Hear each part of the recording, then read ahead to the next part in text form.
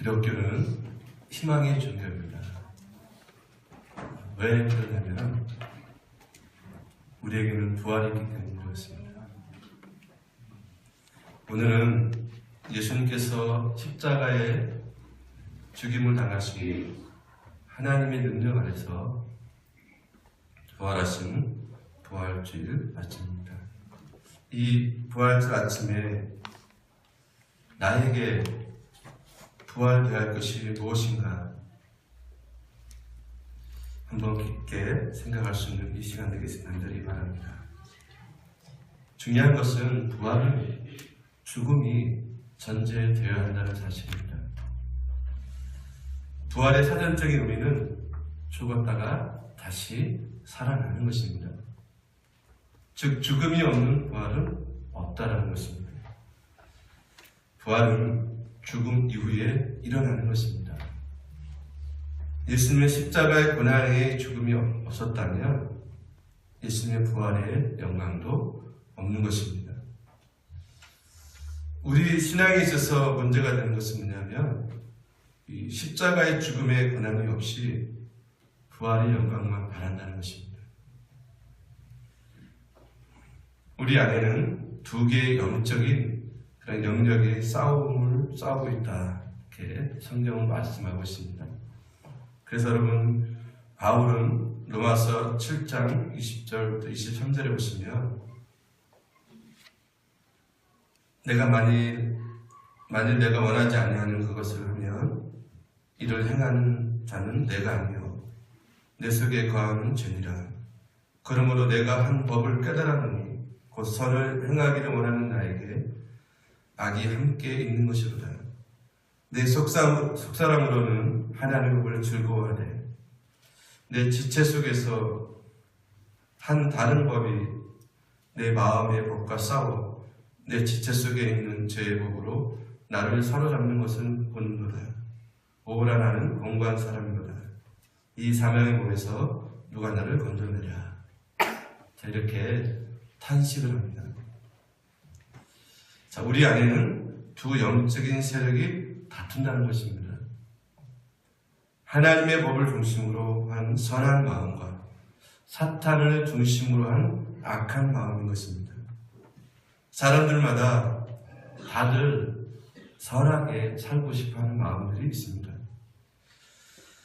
그러나 육체의 즐거움과 세상의 정욕에 끌려서 선을 행하기보다는 악을 행하는 모습으로 살아가고 있습니다.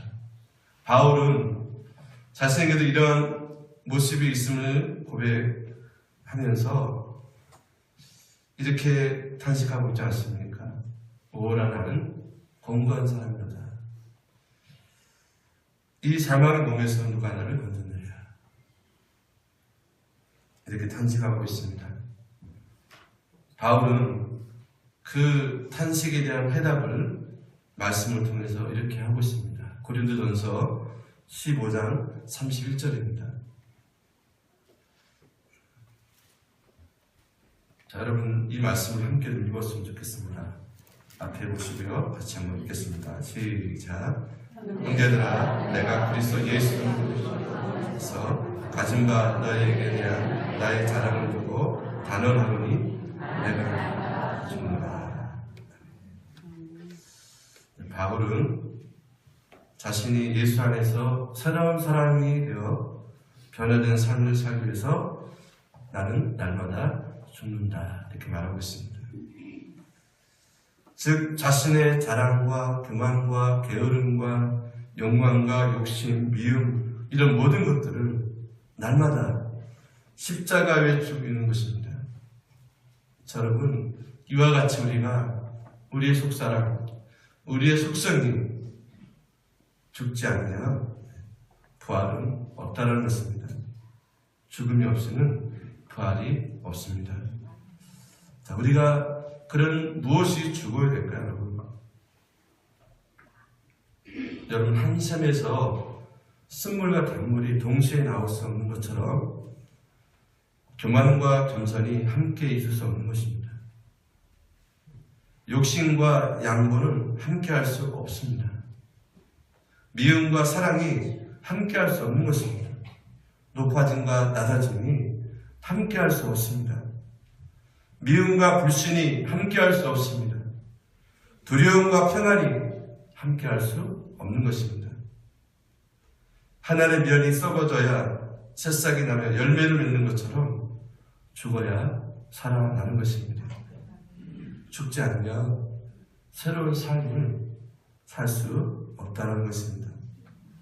여러분, 우리에게 이 부활의 소망과 희망을 주신 그 주님의 뜻은 무엇일까요?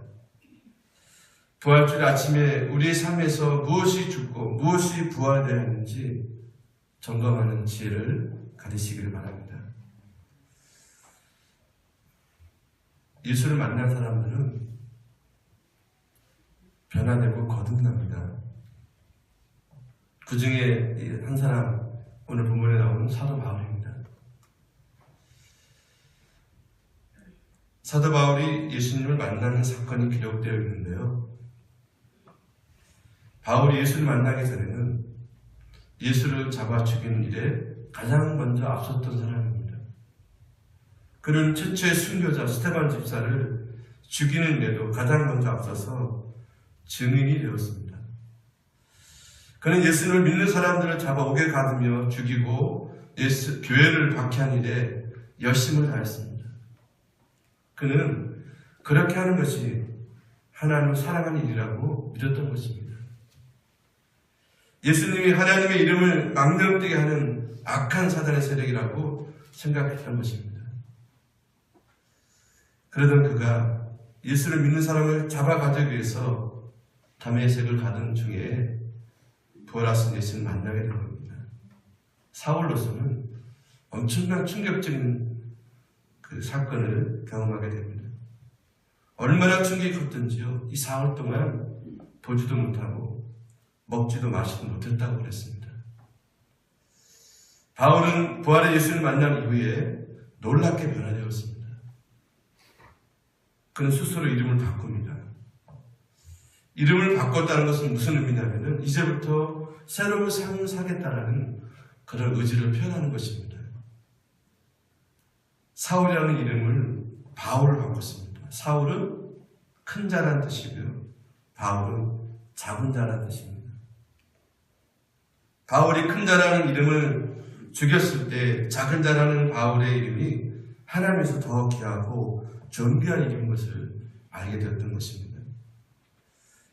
여러분, 이것이 바로 예수를 만난 부활의 주님을 만난 사람들의 진정한 변화의 삶을 바울이 잘 보여주고 있습니다. 저와 여러분은 이 부활의 주님을 믿고 영생을 얻고 하나님의 자녀가 되었고 천국 백성이 되었고 예수님의 제자가 되는데 정말 이 부활의 주님을 만남으로 인해서 우리의 삶이 얼마큼 변해져 가고 있는지 모르겠습니다. 이 부활절을 맞이해서 우리가 진정 변화되는 그런 은혜가 있기를 간절히 바랍니다. 4월 16일 지난해 우리는 온 국민이 몸살을 앓았습니다. 세월호 침몰 사건이죠. 지금도 진행 중입니다. 300명에 가까운 인명이 잃었고 꽃다운 고등학교 2학년 학생 200명이 넘는 아이들이 죽음을 당했습니다. 선생님은 제자들 살리기 위해서 죽음의 자리에 들어갔고 어린 제자들은 6살 꼬마 아이를 살리기 위해서 힘을 모아서 그 위기 속에서 생명을 품었습니다. 남학생, 여학생들의 구명조끼를 벗어 입혀주기도 했고 그런 아이들을 남겨두고 가장 먼저 배에서 탈출한 선장, 일부 선원들, 온 국민에게 비난을 받았습니다.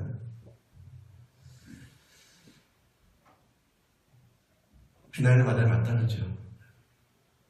근데 이 장면을 다시 한번 떠올려 보니까요. 참 가슴 아픈 것은 그 모습이 바로 저의 모습이고 또 우리의 모습이라는 사실입니다. 이 모습이 오늘 우리의 교회의 모습이고 오늘날 우리나라의 모습이 아닌가 싶습니다. 우리 사회는 있어야 할 자리에서 이탈할 사람들이 너무 많습니다. 대한민국이라는 배가 거친 바다에 가야 하는 데 있어서 그 자리에 있어야 할 사람들이, 그 자리에 이탈한 사람들이 많으면서도 순항하기를 기대한다 그러면 이것은 어리석은 일이 아니겠는가. 그래서 더욱더 마음이 어렵습니다. 그들을 비난하고 있는 우리도 책임있게 서야 할 자리에서 이탈하지 않았는가. 요즘 저는 잘 모르겠지만 저 같은 사람이 봐도 이 언론이 문제가 많습니다. 제가 높은 자리에 있어보지 못해 모르겠지만 저 같은 한 사람의 국민이 봐도 이 나라 지도자들, 정치하는 사람들 문제가 많습니다. 국민의 생명을 담보로 개인의 탐욕을 채우고 부정부패가 끊임없이 일어나고 있습니다. 회사가 부도로 무너지고 서민 투자자들의 눈에 피눈물을 뒤로하고 기업인들과 책임자들을 자기 자리에서 이탈하고 있습니다. 가정을 지키고 가정을 행복을 만들어가야 할 그런 가장들이, 부모들이 책임을 다하지 못하고 있습니다. 특히 사회가 정의의 마지막 보루가 되어야 할 종교, 그 종교가 그 자리를 이탈해 도리어 사회의 걱정거리가 되고 있습니다. 교회가 내지는 목회자가 성도가 있어야 할 자리에서 이탈해서 하나님 나라에 오히려 장애가 되고 있습니다. 먹고 살기 힘들어서 자살을 택하고 약자들은 설 자리가 없는 이 사회, 여기저기 불만 터지는 소리들이 끊임없이 일어나고 있습니다. 이런 모든 현상들은 오늘날 우리들에게 커다란 경고를 하고 있는 것입니다. 사자가 표현하는 것 같은 음성으로 예언의 외침을 지금 하고 있는 것입니다. 그래서 대통령에서부터 국민 한 사람 이르기까지 어린아이들의 죽음을 통해서 우리 사회를 향해 토해내는 예언자의 소리를 우리는 들을 수 있어야겠습니다. 벌써 1년이 지났다고 다 잊어버리고 있잖아요.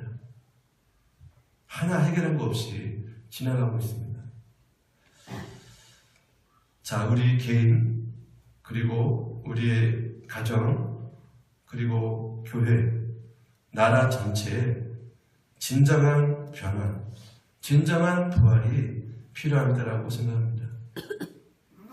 예수님께서 말씀하시기를 죽고자 하는 자가 살아날 것이다 라고 말씀하셨습니다. 진정으로 변화, 부활을 원한다 그러면 죽어야 할 것이 죽어야 한다는 그런 말씀이 되는 것입니다. 죽어야 그곳에서 새로운 것이 살아난다는 것입니다. 우리의 가정에, 교회에, 직장과 우리 사회에 부활의 것이 필요해서 무엇이 죽어야 될까요? 우리 죄성이 죽어야 됩니다. 우리의 불신앙이 죽어야 됩니다. 우리의 욕심이 죽어야 되고 우리의 쾌락이 죽어야 되고 우리의 못된 이 성품과 기질들이 죽어져야 한다는 것입니다. 이 부활의 진리, 그것은 죽어야 된다는 것입니다. 이것을 가슴에 묻고 부활을 향해 다시 일어설 수 있는 우리 대한민국 되기 원하고 우리 교회들이 되기 원하고 이 땅의 목회자들이 되기 원하고 이 땅의 성도들이 이 땅의 자녀들이 될 때 우리에게는 희망이 있다라고 봅니다. 사랑하는 성도 여러분, 오늘 이 부활절을 맞이해서 우리는 이 부활의 기쁨을 원천에 알리기 위해서 우리가 해야 할 일은 바로 내가 변화되는 모습을 세상에 보여주는 것입니다. 그리고 예수님께서 말씀하신 것처럼 빛과 소금이 되어야 하는 것입니다. 그것이 우리의 삶인 것입니다. 우리가 이렇게 오늘날 부활절 때 계란을 예쁘게 만들어서 전하는 것이 전부가 아니라 우리의 믿음이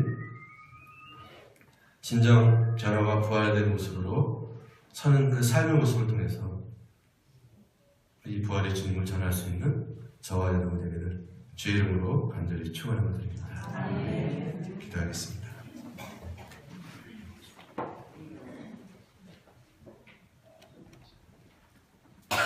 부활의 주님,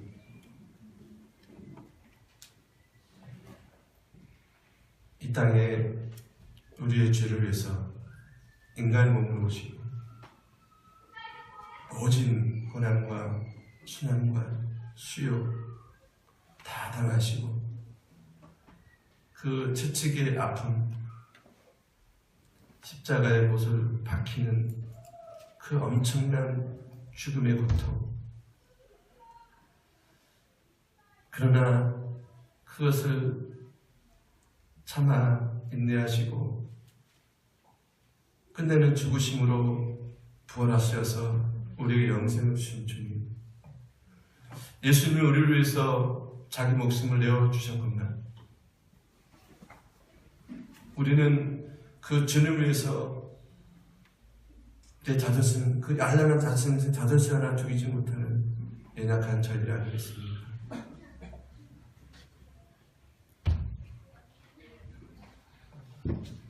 이 시간 우리가 변화되어야